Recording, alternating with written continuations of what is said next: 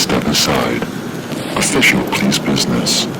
Detective Ellison, Homicide, arriving at scene. Please scan your identification. Thank you, Detective Ellison. Enter when ready. A fucking waste of my time.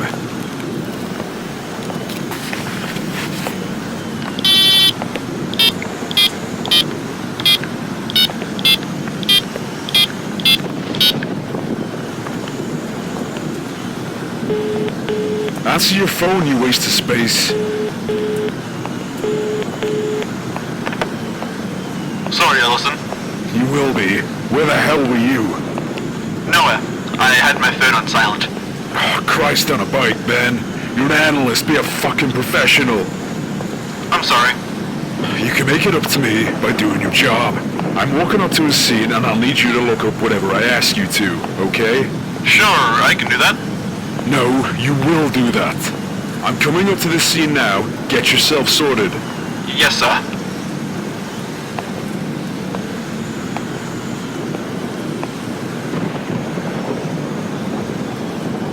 I'm at the scene. Are you ready?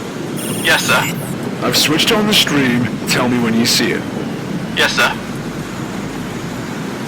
I can see it. Crystal clear with sound. Then let's do our job.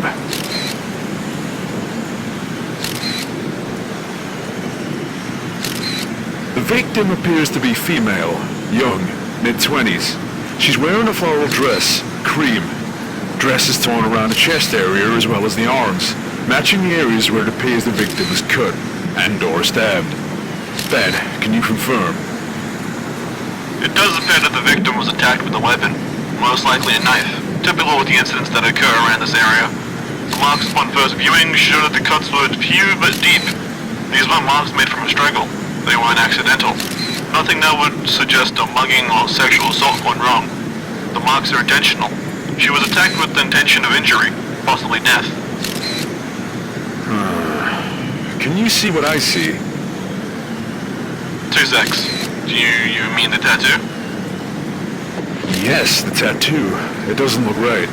The tattoo seems metallic and strange, and it doesn't look right. Oh, it's an I.N.K. A what? An I.N.K. It's the latest fad on the tattoo scene. Pads are placed beneath the skin, and they're linked and controlled by neural implants. They allow some new kind of ink to change its shape or color based on the emotions and state of mind of its user. It effectively makes whatever you think become part of the tattoo, forever changing and unique. Can you scan the tattoo from there? I can. Hold on. Hold it as steady as you can.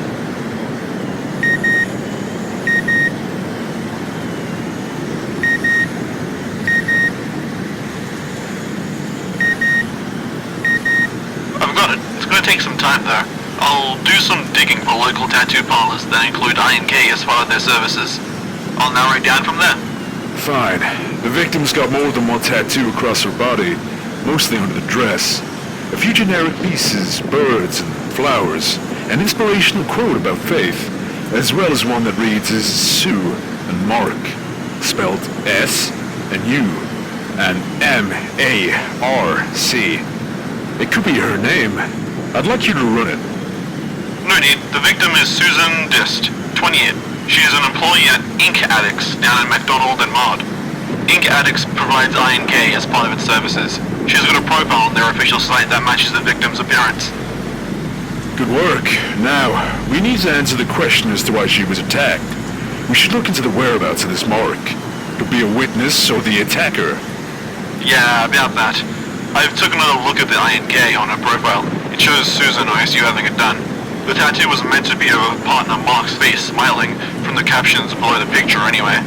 But I pulled up his face, and it doesn't look anything like him, and... And what? Her boyfriend, Mark, he's been dead for about 2 weeks. It couldn't have been him. What does it say about how Mark died? Could it connect? It could. Mark was stabbed as well. That was a mugging gone wrong. According to Susan, who was with Mark at the time, they were jumped whilst walking home from a night out. Mark had tried to wrestle back what Susan had called a burnt-face-looking man, but was stabbed repeatedly.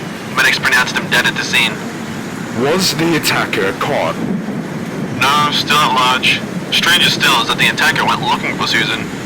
She tried to find her, probably to silence any witnesses. She managed to hide and escape. Now look at the tattoo again, and tell me that face on the tattoo doesn't look bad. If you remove the horns and the devil tongue, the face looks burnt and human. I'm gonna ask this anyway, as I'm sure you're already midway through doing it anyway. But have you tried removing the inhuman elements in the tattoo and tried looking for the face online? I'm looking for the face now. It's going to take a few moments to do that. I've sent you the victim's online profile for you to read through whilst I do it.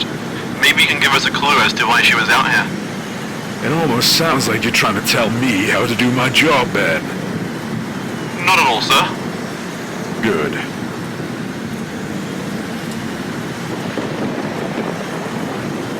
Does the I.N.K respond to trauma, do you think, Ben? Yeah, it can, sir. I think that based on her recent activity online and her I.N.K, I believe that the attacker knew maybe that his face would be remembered by the victim, but not in the way that we've got her. I think that her traumatic experience must have affected her I.N.K, resulting in his face replacing her partner's.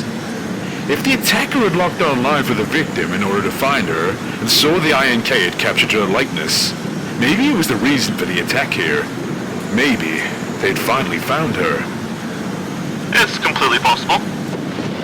It's strange that these new ways of expressing love and art can be affected by such traumatic events, warping and decaying. This woman losing her mind to the stress, paranoia, and fear of knowing that there was someone out there wanting her dead.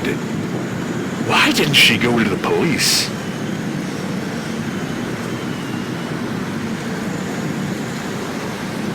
I found a match in the face. Nathaniel Whitman. He's got a jacket on him. A few years spent for related violent incidences. It could be that we have our man. Susan's parting gift for us was the face of her killer. It might well be. We can't let that be the end of it, though. We need to jump through the right hoops before we can call it a day. I'm gonna contact the bag boys. I want you to look for the last known whereabouts of Nathaniel Whitman. We're gonna need to question him.